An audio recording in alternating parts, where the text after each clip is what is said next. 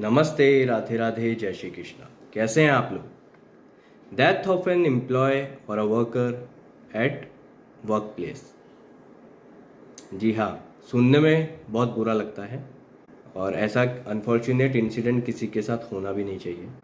पर आपका कभी किसी जानने वाले के साथ कभी ऐसा होता है तो उस केस में उनके परिवार वालों के पास क्या राइट्स हैं, क्या कंपनसेशन राइट्स हैं कानून के अंदर, कहाँ कंपनसेशन मिल सकता है, कैसे मिलेगा, कितना अमाउंट होगा कंपनसेशन का, और डिले होता है कंपनसेशन में तो क्या राइट है, ये सब मैं आज आपको इस वीडियो में बताऊंगा। Welcome to my channel.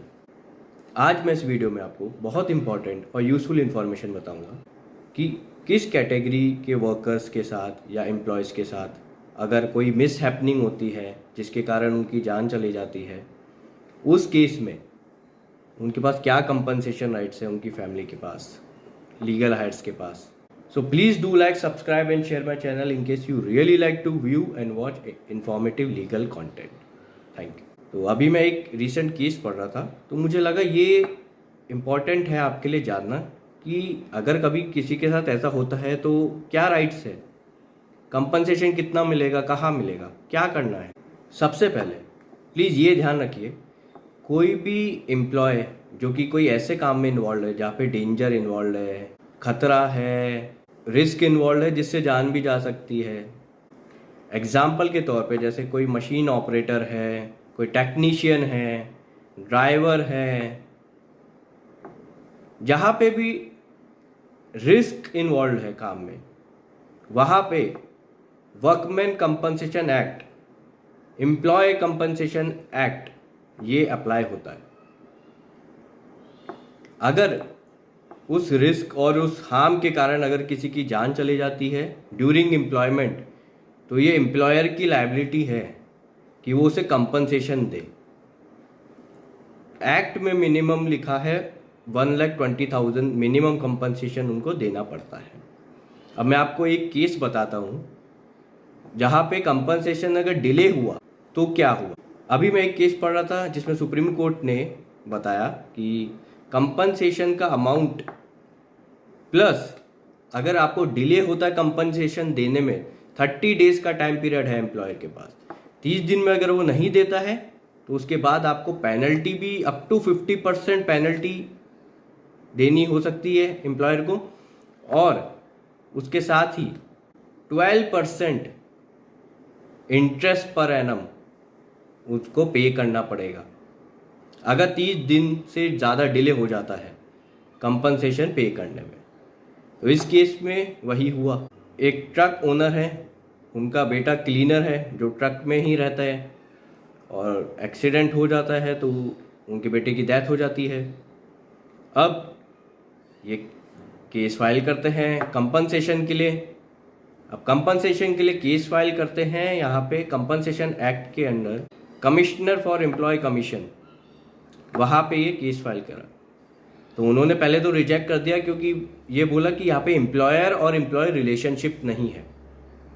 इसके बाद इनके जो लीगल हायर्स हैं, इनकी मदर और सिबलिंग्स डिजीज पर्सन की, उन्होंने हाई कोर्ट में अपील करी।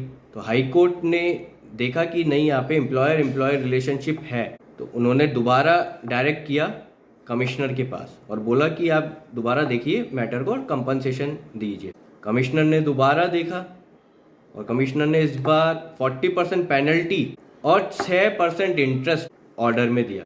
अब ये क्यों दिया था? क्योंकि 30 दिन से ज़्यादा डिले कर दिया था, कंपनसेशन एम्प्लॉयर ने दिया नहीं था।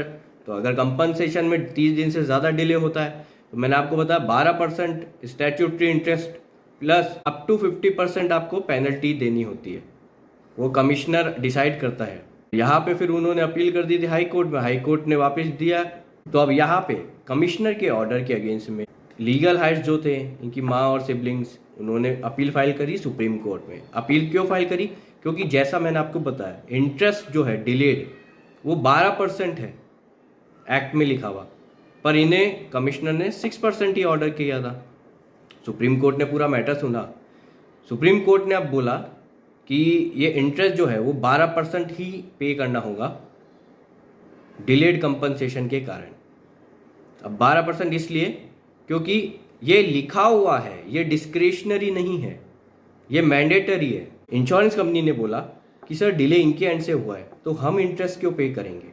तो ऑनरेबल सुप्रीम कोर्ट ने बोला कि नहीं, आपको ही इंटरेस्ट पे करना होगा। सबसे पहले आपने एक तो जो हाई कोर्ट का रूलिंग आया था, जो कमिश्नर का रूलिंग आया था, उसके अगेंस्ट में आपने कुछ भी आपने डिस्प्यूट नहीं करा, तो उससे पता लगता है कि इंटरेस्ट के लिए आप सहमति थी आपकी। तो इससे पता लगता है कि इंटरेस्ट के लिए आपकी सहमति थी। आप रिकवर नहीं कर सकते हो ये अमाउंट एम्प्लॉयर से, क्योंकि कहीं पे भी ये आपके क्लॉज में भी नहीं लिखा हुआ है।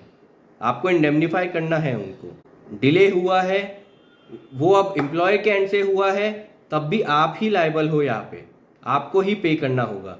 आप रिकवर नहीं कर सकते हो एम्प्लॉयर से, क्योंकि आपके कॉन्ट्रैक्ट में कहीं भी ये मेंशन नहीं है। अब आप ये सोच रहे होंगे कि वाइट कॉलर एम्प्लॉयज़ का क्या होगा। प्राइवेट कंपनीज में जो काम कर रहे हैं, डेस्क वर्क कर रहे हैं, सॉफ्टवेयर इंजीनियर्स एग्जाम्पल, तो वो लोग यहाँ पे गवर्न नहीं होते हैं। वो लोग गवर्न होते हैं, अब जैसे उनके केस में क्या होता है, कंपनी का जैसे ग्रुप मेडिकल पॉलिसी होती है, ग्रुप एक्सीडेंटल पॉलिसी होती है, तो ये सब अप्लाई होते हैं वहाँ पे। और वहाँ पे सिविल कोर्ट में भी जा सकते हैं कंपनसेशन के लिए। यहाँ पे एक और चीज़ आती है, एम्प्लॉय स्टेट इंश्योरेंस एक्ट। अगर किसी भी फैक्ट्री या इस्टेब्लिशमेंट में 10 से ज़्यादा एम्प्लॉय हैं, काम कर रहे हैं, और 21,000 से कम सैलरी है, उन पे ये अप्लाई होता है। ESI, उन कंपनीज में ESI का रजिस्ट्रेशन कराना मैंडेटरी होता है। अब जैसे अगर कोई ऐसा एम्प्लॉय है जो कि 21,000 से ऊपर कमा रहा है, तो वो यहाँ कवर्ड नहीं होगा, तो वो वर्कमैन कंपनसेशन में तो वो आ सकता है, एम्प्लॉय कंपनसेशन में तो वो आ सकता है। या फिर कोई ऐसा एम्प्लॉय है जो कि 21,000 से कम कमा रहा है, पर उस कंपनी में 10 से कम एम्प्लॉय हैं, तो वहाँ पे भी आपको एम्प्लॉय कंपनसेशन में अप्लाई करना होगा। आप एक ही जगह आप क्लेम कर सकते हैं, आप दोनों जगह नहीं कर सकते, या तो एम्प्लॉय स्टेट इंश्योरेंस में या फिर एम्प्लॉय कंपनसेशन में।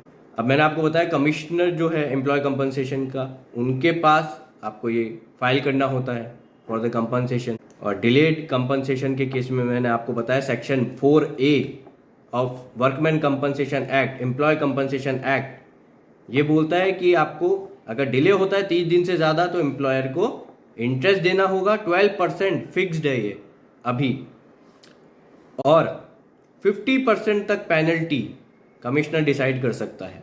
उम्मीद है ये सब जान के आपको इम्पॉर्टेंट और यूजफुल फील हुआ होगा, और ऐसा कभी किसी के साथ नहीं होना चाहिए। पर अगर अनफॉर्चुनेटली किसी के साथ होता है तो प्लीज़ इस वीडियो को आगे से आगे शेयर कीजिए, ताकि लोगों को पता चले कि अनसर्टेन इवेंट्स में कंपनसेशन के लिए क्या राइट्स हैं हमारे पास। अगर कोई एम्प्लॉय टेक्निकल काम कर रहा है या फैक्ट्री में इन्वॉल्व है, कोई पटाखा फैक्ट्री में है एग्जाम्पल, जहाँ भी डेंजर इन्वॉल्व है, जान जाने की आशंका है, वहाँ पे एम्प्लॉय कंपनसेशन एक्ट के तहत कंपनसेशन मिलता है। जिन भी कंपनीज में ESI एक्ट अप्लाई होता है, एम्प्लॉय स्टेट इंश्योरेंस, और 21,000 से कम सैलरी है उन वाइट कॉलर एम्प्लॉयज़ की, तो वो वहाँ पे कवर हो जाते हैं।